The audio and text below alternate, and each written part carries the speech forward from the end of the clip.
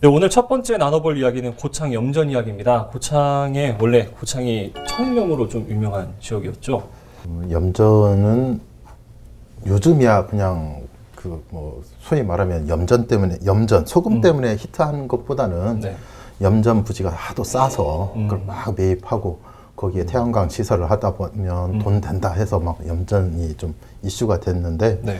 사실 불과 100년, 200년 전까지 조선시대만 해도 염전은 국가에서 관리하는 아주 국가 세금과 연결되는 네. 아주 커다란 자산이었죠. 그리고 그보다 수백 년 전만 해도 소금이 전쟁을 일으키는, 그러니까 예전에는 뭐 향신료 때문에 후추 전쟁이 일어났다듯이 유럽에서는 소금 때문에 사실은 그 전쟁이 일어날 정도로 네. 교역의 대상, 물품의 대상일 정도로 좀 소금이 중요한 물목이었죠. 근데 지역적으로 본다면 우리 서남 쪽, 네. 우리나라 서남 쪽, 그러니까 뭐 고창도 마찬가지고 남쪽의 신안까지 이 일대가 전체가 좀 염전지대로 아주 유명세를 떨친 지역이기도 합니다.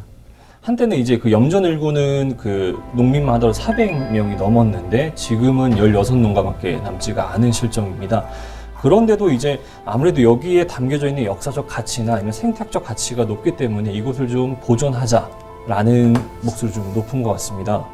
그래서 고창군이 최근에 이곳에 천일염전을 생물권 체험학습 벨트로 조성하겠다 이런 사업 계획을 밝혔는데 규모도 좀 만만치 않습니다. 일단 여기 뭐 제가 짚어보면은 생물권 체험학습 벨트라는 건데 이게 사실은 고창군이 단독으로 하는 게 아니라 군산, 김제, 부안이랑 함께 해가지고 그 2019년 국토부가 주관해가지고 하는 사업인데 제목이 사업명이 일몰경과 함께하는 생물권 체험학습 벨트 뭐 조성 이렇게 해서 지금 그 용역까지 맡긴 상태라고 합니다. 인근에 전남 이제 신안 앞서서 말씀드렸는데 네. 신안 증도 쪽 일대를 가보면은 태평염전이라고 있어요. 네. 이 삼양사 염전 못지않게 더 큰 국내 최대 규모를 자랑하는데요. 태평염전을 중심으로 신안군 같은 경우는 뭐 다양한 그 체험 프로그램 아니면 현재도 거기는 염전이 잘 운영이 되고 있어요. 그러다 보니까 염전 자체가 많이 관광 상품화 되기도 하고 뭐 바로 전남까지 가지 않고 인근의 곰소만 하더라도 곰소 지역도 염전이 잘 활용되면서 그게 하나의 관광 상품화도 되고 있고 그걸 기반으로 해서 뭐 천일염을 이용한 어간장, 네. 뭐 고상하죠. 어간장 하니까 우리 흔히 아는 뭐 액젓의 일종이겠죠. 이런 걸 관광 상품화 아니면 지역 특산품화하고 있는데 고창군이 아직은 이런 부분에서 이렇게 개발을 통한 염전 자체를 개발을 통한 상품화에는 좀 더뎠어요.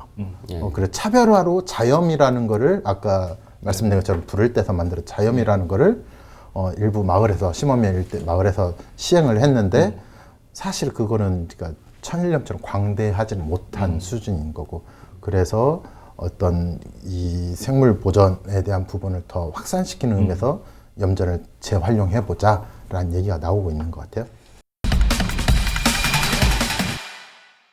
이 사업이 어떻게 보면은 되게 앞이 창창한 청사진을 그리고 있는데 그렇지만 그렇게 나아가기 위해서는 좀 풀어야 될 숙제도 좀 많은 것 같습니다. 이 현재 지금 이 염전 부지를 두고 행정소송도 지금 진행 중이고 그 다음에 여기에 계신 그 농민분들께서도 생존권을 지금 굉장하게 보장해달라라면서 촉구하고 있는 상황인데 먼저 그 고창군 그 염전 부지를 두고 진행되는 행정소송을 먼저 보면은 이제 이 삼양사가 이제 염전 사업이 잘 안 되다 보니까 이 부지를 다른 데다 매각을 하려고 알아보고 있는데 여기에 태양광 발전단지를 했으면 좋겠다라는 사업체가 와가지고 부지를 넘기고 지금 잔금 처리만 남은 상황인데 근데 이제 고창군에서 뒤늦게 이곳에다가 웬 태양광 발전이냐라는 군민들의 이 의견으로 인해서 2019년 8월에 이 염전이 부지 일대 한 120만 평을 개발행위 허가 제한 지역으로 지정해 버립니다.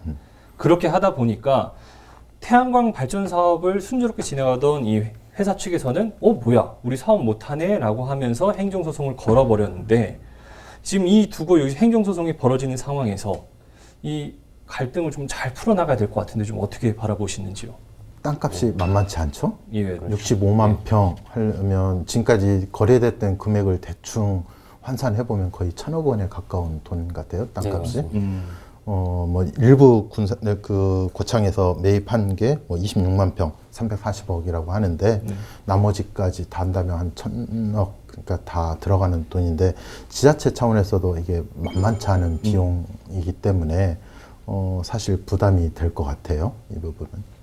그리고 또 이 땅값 둘러싸가지고 이 삼양사가 이제 그 태양광 발전 사업을 한다는 곳에 평당 이제 감정을 의뢰해가지고 넘긴 결과 한 560억 정도인데 이제 한 측에서는 너무 비싸게 고창군 여기를 매입하는 거 아니냐 또 이런 문제도 있어가지고 좀 풀어야 될 문제가 많은 것 같은데 삼양사 측이라든지 태양광 업체 측도 마찬가지일 겁니다. 제가 볼 때는 깔끔하게 이 땅을 팔고 떠나고 싶은데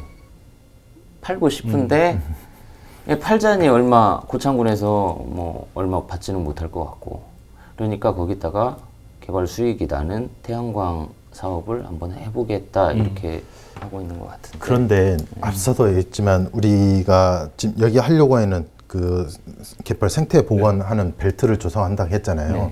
이게 얼마나 중요하냐면 심원면부터 시작해서 서해안 가다 보면 곰소만으로 쑥 들어가요. 그러면 이 일대가 유네스코 보전 지역이에요. 전부 다. 그 다음에 쭉 올라가면 이제 부안군 일대예요. 그리고 올라가면 김제 바로 군산까지 이어지는 새만금으로 이어지는 아주 갯벌이나 모든 거에 전체 요지 중에 요지예요. 사실은 여기가. 그래서 이 부분을 경제적 가치가 있다. 그리고 뭐 일부 교수님들 보면은 조사한 내용들 보면 뭐 독일 사례들 얘기를 하고 있지만 뭐 이게 보면 1년에 3, 4조 이상의 경제적 수익도 낼 수 있다. 그러니까 이걸 보존하자라는 의견도 제시하고 있거든요. 좀 거대 담론 안에서 이걸 바라볼 필요가 있다. 단순하게 돈 문제로 이전 투구 형태로 결정했다가는 이 핵심 중에 한 가운데다가 알박기 돼버리는 그런 꼴이 돼버릴 수 있어요. 만약에 여기 태양광이 들어선다면. 고창군이 업체하고 어떻게 좀 잘 그러니까요. 그 땅값을 잘 합의를 결국은 땅값의 문제인 것 같아요. 뭐 돈 아니면 뭐 업체가 구태여 거기다가 태양광을 누가 봐도 태양광이 경관상 안 좋잖아요. 특히 그 영전부지에다 한다는 건 개인적으로는 정말 보기 흉할 것 같고 또 당연히 사업 이런 사업들도 추진할 수 없다라고 보여지고요. 어쨌든 이 염전의 핵심은 염전의 일부는 농민들이라 생각을 합니다. 그래서 이 벨트 조성 사업 안에서도 염전 농민들께서 계속해서 염전을 일고 갈 수 있는 한 부지도 있는데 그분들의 그 생존권도 좀 챙기면서 이 벨트 조성 사업도 다양한 의견을 잘 수렴해가지고 원만하게 이루어질 수 있으면 좋겠습니다.